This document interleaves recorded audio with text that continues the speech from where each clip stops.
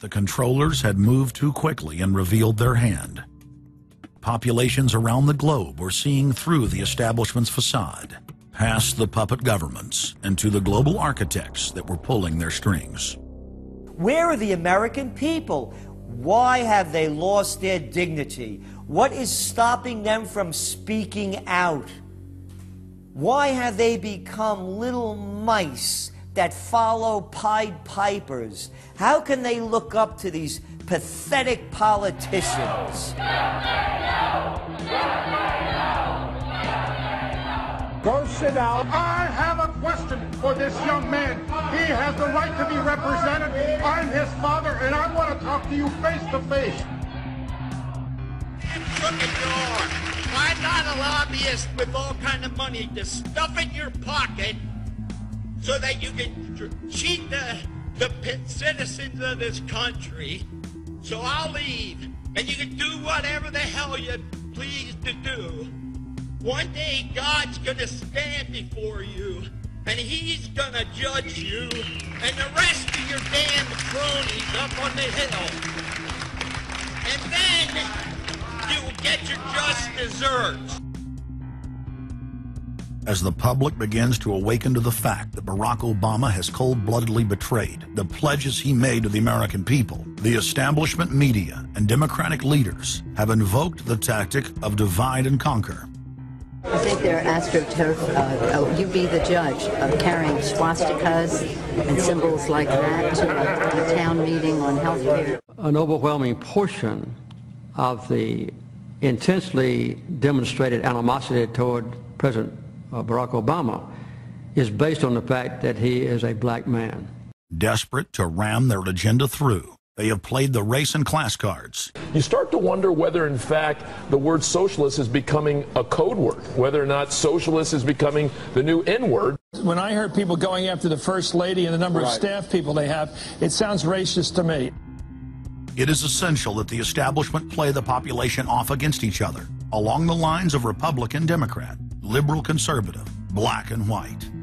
As long as the people are fighting with each other, they can never get together and remove the corporate dictatorship that has criminally seized power through the national security state.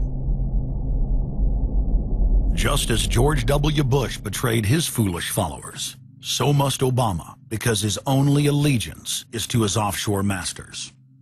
President Obama today nominated Ben Bernanke for a second four-year term as Federal Reserve Chairman. The president called his actions on the global financial crisis bold and out of the box. As an expert on the causes of the Great Depression, I'm sure Ben never imagined that he would be part of a team responsible for preventing another.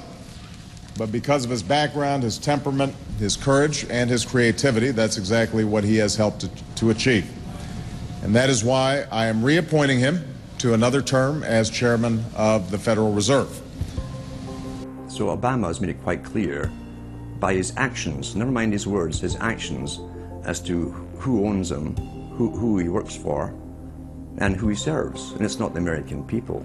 It is so obvious to anyone paying attention that the President of the United States is not the real person in control. Whether it is Gerald Ford or Jimmy Carter or Ronald Reagan or Clinton or Bush or Bush, Obama is no different, and to think that he is an independent figure is just crazy. And as Franklin Delano Roosevelt said, presidents are selected, they are not elected. Obama pledged that he would end NAFTA and GATT, and has since fought to expand both of them. Obama promised that he would have the most transparent administration ever, and he is already more secretive than Bush and Cheney ever were, even making it a secret who visits the White House. I can make a firm pledge. If your family earns less than $250,000 a year, If you make less than $250,000 a year, if you are a family making less than $250,000 a year, you will not see your taxes increased a single dime. you will not see your taxes go up. You will not see your taxes increase one single dime. Not your capital gains tax, not your payroll tax, not your income tax, no tax. Not your income tax, not your payroll tax, not your capital gains taxes, not any of your taxes. Not your payroll tax, not your capital gains tax, not your income tax, no tax. Your taxes will not go up, because the last thing you need is higher taxes when we're in a recession like this, and you won't get one under an Obama administration. Obama made the centerpiece of his campaign the pledge that taxes would not be raised on anyone making under $125,000 a year. He has since gone back on that promise as well and has proposed new taxes on payroll, energy, home mortgage deductions, and scores of other taxes. He made a pledge. He said, I'm not going to raise taxes on anyone making under $250,000. Is that pledge still active? We are going to let the process work its way through it. So it's not. So it's not. So it's not. We're going to let the process work its way through it. All right? The Senate is looking especially at this issue of capping the deductions for health care that employers and employees now get. That would be an tax increase for many families earning under $250,000, but the president said he was open to it, so that means that the tax pledge he made back in September is no longer operative? Obama said he was going to abolish the Patriot Act. He now vigorously defends it. We saw the same type of flip-flop when it came to warrantless wiretapping of the American people. Look what Obama's done with wiretapping, surveillance. He's brought it to heights even beyond what George Bush, the disgusting levels that he brought it to. So we have more surveillance. Now they're talking about, what is it called, Cybercom, the new Pentagon secret cyber society that's going to be watching over us to get those terrorists. We got to get those terrorists. So now they'll be invading our privacy even more. So, I mean, it really almost makes you ask the question, would it have been better if we never invented the internet and had to use paper and pencil or whatever? Now Obama is setting up the Cybersecurity Command, which the government admits completely ends the Fourth Amendment and allows President Obama to shut off the internet in the United States whenever he wishes. Indeed, in today's world, acts of terror could come not only from a few extremists in suicide vests, but from a few keystrokes on the computer, a weapon of mass disruption. As part of the new single national security staff announced this week, I'm creating a new office here at the White House that will be led by the cybersecurity coordinator. This new control grid is administered by the Pentagon.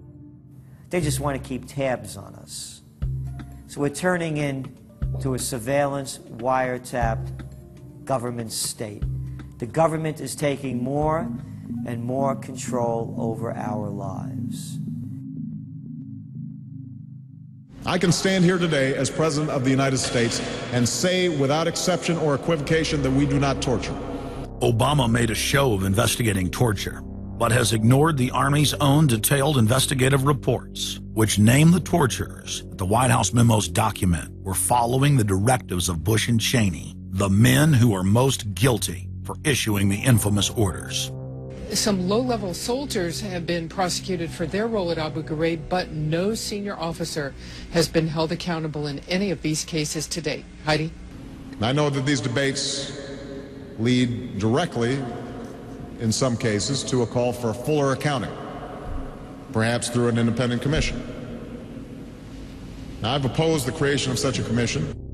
Next, Obama expanded Bush's doctrine of indefinite detention of foreigners without trial to holding citizens without evidence indefinitely, without ever even committing a crime.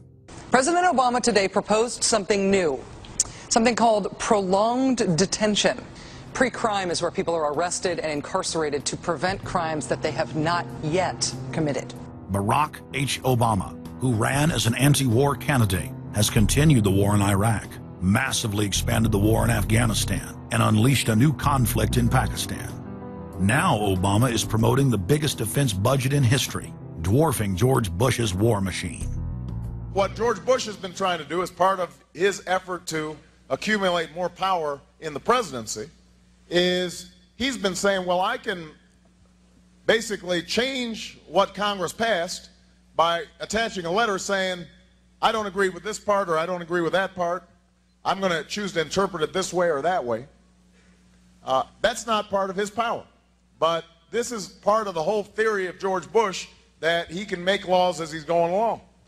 I disagree with that.